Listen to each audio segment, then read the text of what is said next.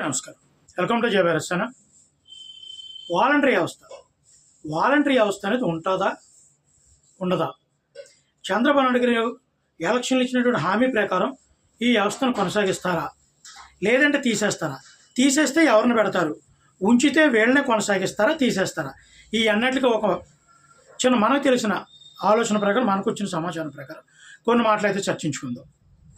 Voluntary వ్యవస్థని బాగా వ్యతిరేకించిన వ్యక్తుల్లో పవన్ కళ్యాణ్ గారు, చంద్రబాబు నాయుడు గారు. ఈ వాలంటరీ వ్యవస్థ వల్ల ప్రజల యొక్క ప్రైవసీ దెబ్బతింటుంది. వాళ్ళ యొక్క సమాచారాన్ని తీసుకుని ప్రైవేట్ సంస్థలకి వీళ్ళు అమ్మేస్తున్నారు. దీంట్లో అధికార పార్టీ అయినటువంటి జగన్మోహన్ రెడ్డి గారు, తనకు సంబంధించినటువంటి కొంతమంది నాయకులు ప్రజల యొక్క సమాచారాన్ని మొత్తం సేకరించి దాన్ని తప్పుదోవ పట్టిస్తున్నారు. దీనికి వాలంటీర్లు పనిచేస్తున్నారు. వాలంటీర్లు ఒక పెన్షన్ ఇవ్వడంలో తప్ప దేంట్లోనూ ఉపయోగం లేదు. ఈ వాలంటరీ వ్యవస్థ అనేది ఒక పార్టీ కార్యకర్తల్లో పనిచేస్తున్నారు తప్ప ప్రభుత్వానికి వాలంటీర్లుగా పనిచేయడం లేదు అని తీవ్ర విమర్శలతో పవన్ కళ్యాణ్ గారు, చంద్రబాబు నాయుడు గారు వ్యతిరేకించడం జరిగింది. కానీ ఎలక్షన్ దగ్గరికి వచ్చేటప్పటికి అదే వాలంటీర్లు తీసేయడం వల్ల మనకి ఎక్కడ వ్యతిరేకత వస్తుందేమని ఒక ఆలోచనతో వైసీపీని దెబ్బకొట్టాలని దానికి ఎత్తుగడగా వాలంటీర్ మేము కొనసాగిస్తాం, వాళ్ళకి 5,000 కాదు 10,000 జీతం ఇస్తాం అని ప్రకటించడం జరిగింది. ఇవన్నీ మనందరికీ తెలిసిన విషయాలే. కానీ ఇప్పుడు అందరిలోనూ సందిగ్ధం ఏంటంటే ఈ వాలంటీర్లు ఇప్పుడు కొనసాగిస్తారు లేదా? కొంతమంది ఆల్రెడీ వైసీపీ నాయకుల యొక్క చెప్పు చేతలో ఉన్న కొంతమంది వాలంటీర్లు రిజైన్ చేయడం జరిగింది. వీళ్ళందరూ కూడా ఇప్పుడు నెగ్గినటువంటి ఎమ్మెల్యేల దగ్గరికి, మినిస్టర్ల దగ్గరికి వెళ్ళి, సార్ మా పరిస్థితి బాగోలేదు, ఆ వచ్చే 5,000 మీద మా కుటుంబాలు కొన్ని కొనసాగుతున్నాయి, దయచేసి మమ్మల్ని వాలంటీర్ల కింద ఉంచండి. మేము అధికారంలో ఉన్నప్పుడు వైసీపీ పార్టీ యొక్క మాటలు విని మేము రిజైన్ చేసాం తప్ప నిజంగా మాకు రిజైన్ చేయాలని ఉద్దేశం లేదు.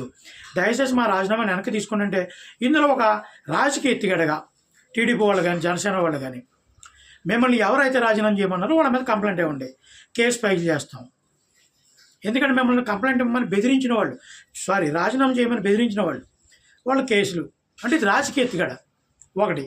ఇది ఒకటైతే నిజంగా రిజైన్ చేయకుండా ఇప్పుడు ఆల్రెడీ వాలంటీర్ ఉన్న వాళ్ళని వాలంటీర్లుగా కొనసాగిస్తారా అంటే అది అనుమానమే. ఎందుకంటే గతంలో 2,40,000 పైన ఎంతో వాలంటీర్లు ఉంటే వీళ్ళందరూ కూడా ఒక పార్టీ కార్యకర్తలు. ఇందులో చాలా 90% వరకు ఒక పార్టీ కార్యకర్తల పార్టీకి సేవ చేస్తూ పార్టీ నాయకులు ఏం చెప్తే అది వింటూ పనిచేయడం జరిగింది. నిజంగా వీళ్ళందరూ కూడా టీడీపీకి వ్యతిరేకంగానే పనిచేయడం జరిగింది. ఇటువంటి పరిస్థితుల్లో ఇదే వాలంటీర్లను కొనసాగిస్తే ప్రభుత్వానికి అనుకూలంగా ఉండరని తెలియదు. ఏమో కొంతవరకు పనిచేసిన వీళ్ళందరూ కూడా గత వైసీపీ నాయకుల యొక్క అండదండలతోనూ వాళ్ళ అనునాయులు వాళ్ళకి సంబంధించిన వాళ్ళు అందరూ ఉండడం వల్ల వాళ్ళనే కొనసాగించడం వల్ల ఒక విధంగా ప్రభుత్వ పథకాలను ప్రజల దగ్గరికి తీసుకెళ్లే విధానంలో కానీ కొన్ని మైనస్లు కానీ కంపల్సరీ కనబడే అవకాశాలు స్పష్టంగా ఉంటాయి. వాళ్ళు ఊకదంపగా తీసేస్తే కొనసాగిస్తాం, 10,000 చేస్తామన్న మాటకి కట్టుబడి ఉన్నట్టు ఉండదు. ఈ 2 విధాల్లోనూ కూడా ఉచ్చులో పడ్డట్టే చంద్రబాబు నాయుడు గారు. దీనికి తెలివితేటలుగైనా ఒక వ్యూహాన్ని అయితే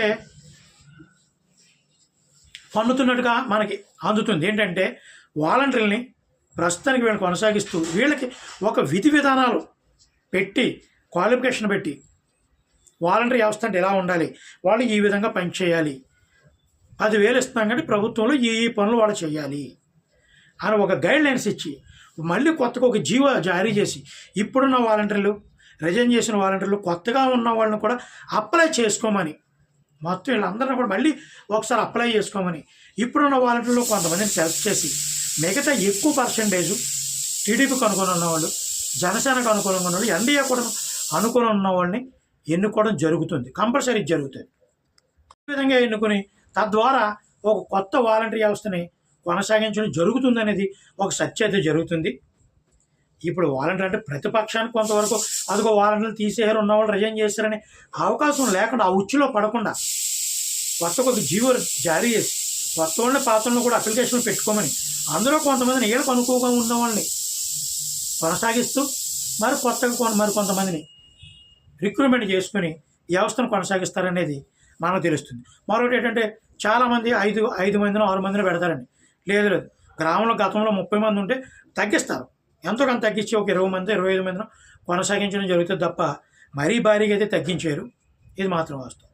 జై భీమ్ అందరికీ.